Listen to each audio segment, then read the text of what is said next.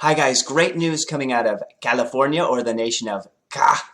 John MacArthur's church has won their initial hearing that they are able to continue to hold indoor worship services. Now, there were some concessions made, which we will get to, and this story came out yesterday. So I'll read a little bit of the article here. A California Superior Court vindicated Pastor John MacArthur in Grace Community Church.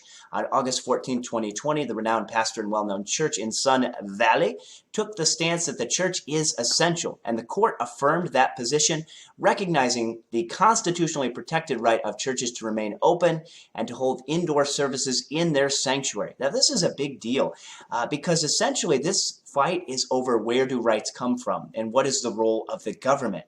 MacArthur, I think, rightly makes the point that it is axiomatic that rights come from God. The government and Constitution were given to protect those rights. That's why it's to protect the freedom of speech, not to determine what is essential. Now, this becomes an issue when you start to get into violence and terrorist groups like Antifa or even the Black Lives Matters movement, which is a terrorist organization that promotes communism.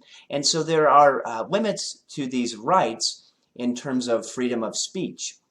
And it also becomes trickier because the battle will continue to be over words and what is protected speech and what is not protected speech. Now, in this ruling, which is a very positive thing, it allows them to continue to meet until the official hearing. There were some concessions made, and some people are a little concerned about this, kind of a camel's nose scenario again, where they have agreed to socially distance and wear masks indoors. Now, I think the mask thing is up for debate. It is up for grabs. I can definitely understand people that say it's an overreach, where they're saying if you give that up, where does it stop? And that is true. There are some people saying that expect to wear masks for the next 2 years. Now, wearing a mask is good and fine if you choose to do so. One of the things that God gave humanity is a brain and a conscience to do what is best, to take calculated risks and to determine what your reaction would be. That is the benefit of living in a free society. Whether or not the masks actually protect people and actually do anything is still up for debate. And what I mean by that is most people are not wearing the N95 masks. They're not wearing the plastic shield. They're not doing things that are actually going to stop virus particles, which are very small. You need oxygen to breathe. That's a molecule. It's bigger than a virus particle. This is very simple. And they're saying, well, droplets, that could protect you from droplets, which would contain the virus, which somehow then protects you from getting it. And that very well may be.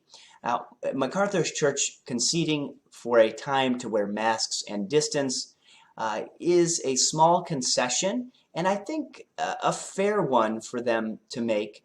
However, when does the social distancing stop? When do the masks come back off? And so once you concede this point, it's hard to go back. My understanding is this is a temporary concession by Grace Church to wear the masks and to distance inside their own building. So a fair demonstration of grace and kindness and humility, I think, from Grace, but also a potentially troubling scenario where do you push back? When do the masks go back? And when do you stop socially distancing? Because the reality of viruses, death, disease, and things of this nature have been around forever.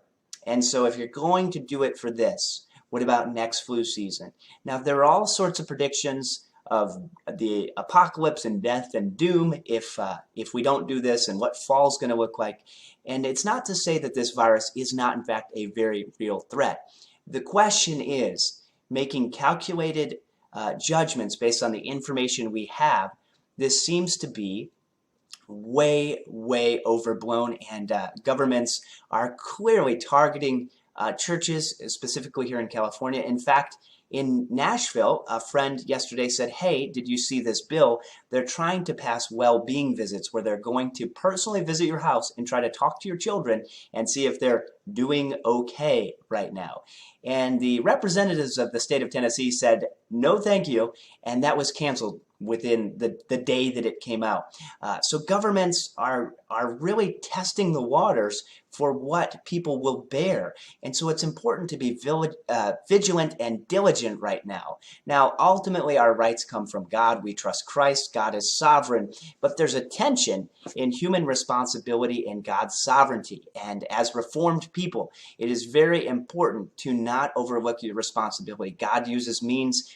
Esther was the queen, and I use this example a lot, but she says, perhaps for a time such as this, Mordecai says, you were put into this position, and if you don't do it, someone else will. God will bring deliverance through someone else. So God always has his people, and right now that is Dr. Johnny Fresca, a.k.a. John MacArthur, a.k.a. Hold My Fresca, a.k.a. the John Calvin of our day. And I'm so grateful for him and his faithful witness. I pray that they push back even further and continue to set an example that says the government was not given to determine what is essential.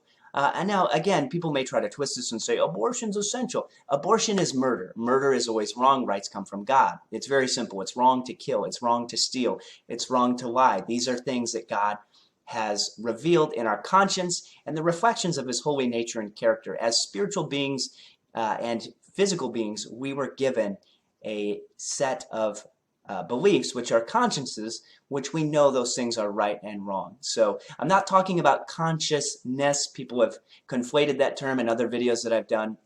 It's conscience with knowledge of morality. And so as MacArthur continues to push back here, all these ideas and things are interconnected. There will be a full hearing, and then they're going to make a more permanent determination, I guess. So this is a huge win for him and for freedom of speech and for Christianity to continue to flourish in some regard through tough times. And what I mean by flourishing is for the true church, the invisible church, to proclaim the gospel, to reach people, to make disciples that make disciples. And I pray that more people will continue praying for MacArthur. And thanks for watching, and God bless.